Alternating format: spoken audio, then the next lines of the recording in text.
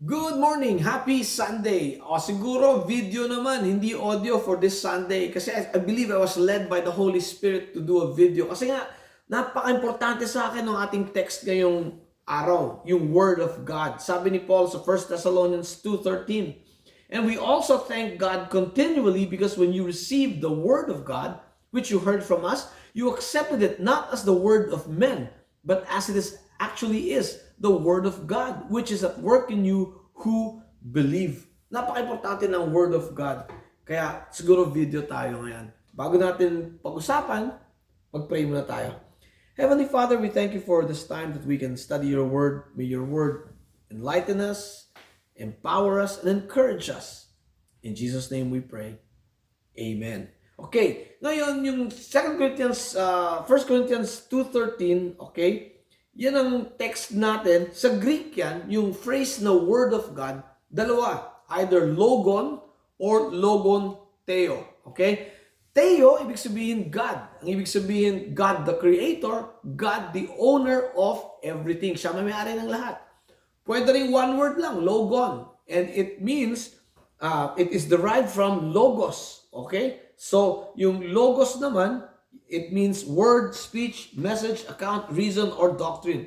Pero sa New Testament, pag ginamit yung phrase na Word of God, tatlo ang ibig sabihin. One, it talks about Jesus Christ.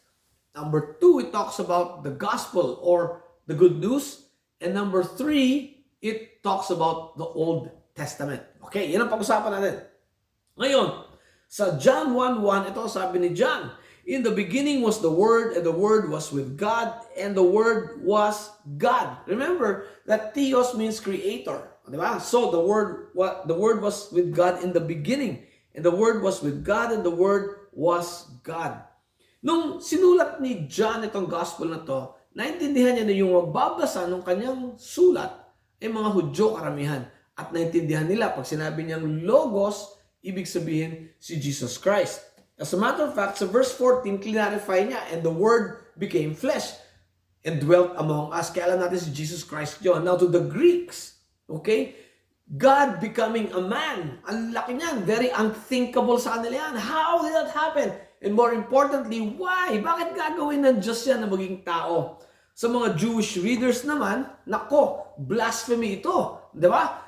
Itong si Jesus Christ claiming to be God, blasphemy yan, insulto yan sa Panginoon. Kanya nga they sought to kill Jesus Christ for blasphemy. Now to John and the disciples, Jesus Christ is the Logos, He is God, and He is also the gospel, the good news. Okay? Kaya pagka pinag-uusapan yung Word of God, it also means the gospel. Ito ang sabi ni Paul.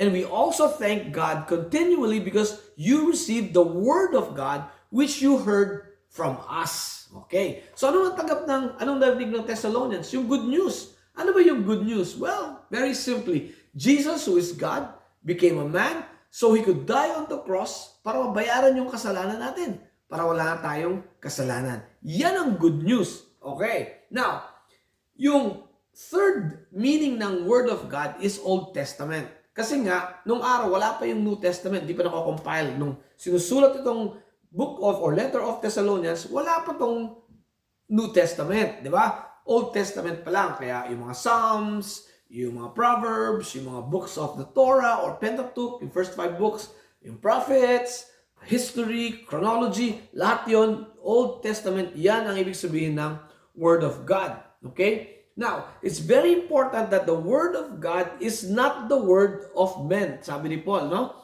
You accepted it not as the word of men, but as it actually is. The Word of God. Okay. Marami tayong pwedeng sabihin dito, pero meron akong isang gustong i-point out. Yung Word of God versus the Word of men. And usually the Word of men, mga traditions of men na gawa-gawa lang ng tao. And Jesus was very specific sa Mark chapter 7. Siguro, in the future, pag-aralan natin yung Mark chapter 7 para makita natin yung difference between following the Word of God and following human tradition.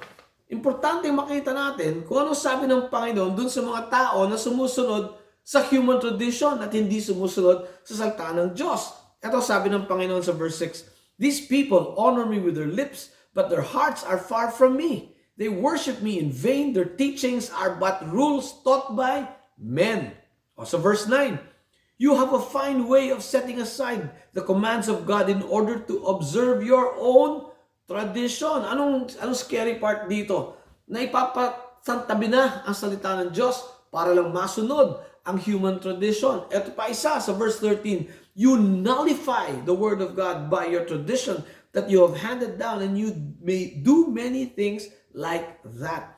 Hindi lang na isasantabi, talagang kinakalimutan na ang salita ng Diyos, matupad lang ang tradisyon ng mga tao. And it's scary kasi these traditions are handed to us by our parents, our grandparents, the society at large, at akala natin tama. Sinusunod natin, pero di natin nakikita na hindi pala siya naka-align sa salita ng Diyos. Okay? So, yan ang problema. Let me be blunt. If we are real Christians, we will not follow tradition. We will follow God's word or the word of God. If we are real disciples, we will not follow human tradition. Ang susundin natin yung salita ng Diyos, the word of God. Ito nga sabi ni Paul sa verse 13, the word of God when it's at work in you who believe. Ngayon, yung word of God has a working, may ginagawa sa atin yan. At marami siyang ginagawa, no? Nakuha ko lang to kay John MacArthur. Sabi ni John MacArthur, ang unang-unang ginagawa ng salita ng Diyos sinasave tayo. Romans 10:17, so faith comes from hearing. That is hearing the good news about Jesus Christ. Yan. Diyan ang gagaling yung pananampalataya natin, narinig natin. Sabi ng 1 Peter 1:23, for you have been born again, but not to a life that will quickly end. Your new life will last forever because it comes from the eternal living Word of God. Diyan galing yung salvation natin. Of course, ang nag-save sa atin si Jesus Christ, pero dito lang galing, narinig natin yung good news about Christ. And what does the Word of God do for us? It teaches us and trains us. 2 Timothy 3:16-17. All Scripture is inspired by God and is useful to teach us what is true and to make us realize what is wrong in our lives. It corrects us when we are wrong and teaches us to do what is right. God uses it to prepare and equip His people to do every good work. Wow! Yan ang ginagawa ng salita ng Diyos. At kung napansin niyo, sabi niyo, all Scripture is inspired by God. Sa ibang translation, breathed by God, galing sa Diyos. At ang kasama nito is yung 2 Peter 1:20-21. Above all, you must realize that no prophecy in Scripture ever came from the prophet's own understanding or from human initiative. No! These prophets were moved by the Holy Spirit and they spoke from God. Salita ng Diyos ito. At dahil salita ng Diyos ito, it will guide us, it will counsel us, it will warn and reward us, guiding. Your word is a lamp to guide my feet, a light for my path. Your laws, Psalm 119:24, your laws please me. They give me wise advice. Psalm 19:11, they are a warning to your servant, a great reward for those who obey them. Alam niyo, napakadilim talaga. Spiritually dark ang ating mundo. We need God's light to guide us. We need the light of God's word to shine a light on our path, to guide us, give us advice. Yan.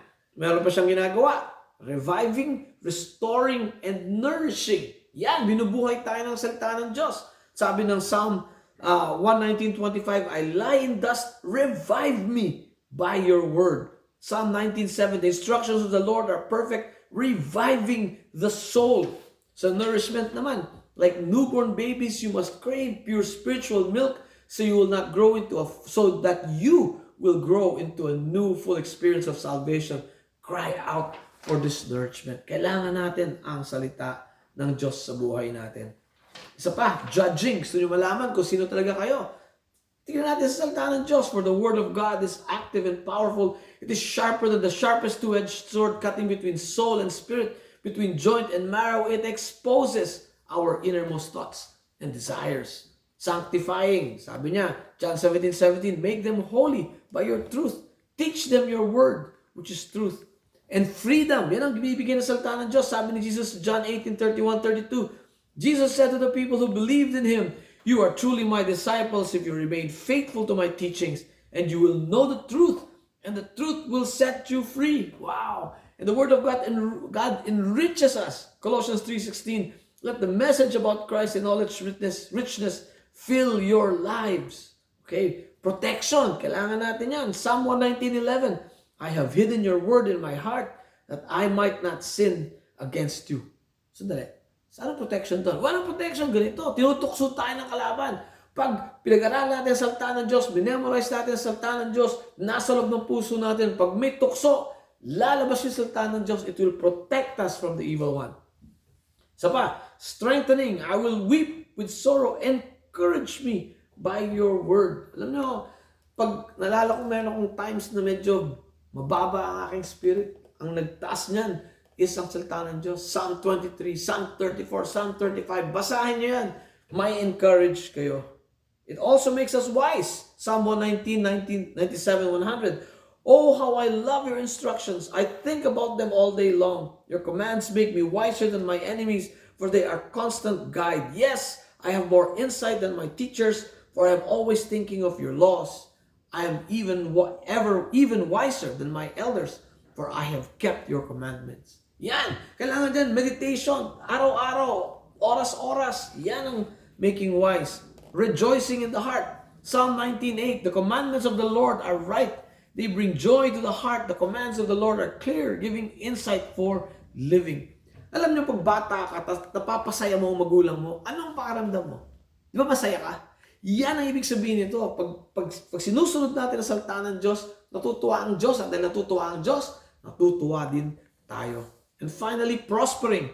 Joshua 1:8-9. Study this book of instruction continually. Meditate on it day and night so you will be sure to obey everything written in it.